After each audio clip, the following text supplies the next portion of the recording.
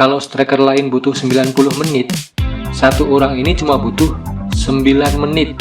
Robert Lewandowski. Di Bayern, dia bukan striker, dia mesin pabrik gol. Bola nyasar dikit, gol. Bola mental, gol. Dia batuk, gol. Rekor dihancurkan. Penjaga gawang dibikin stres.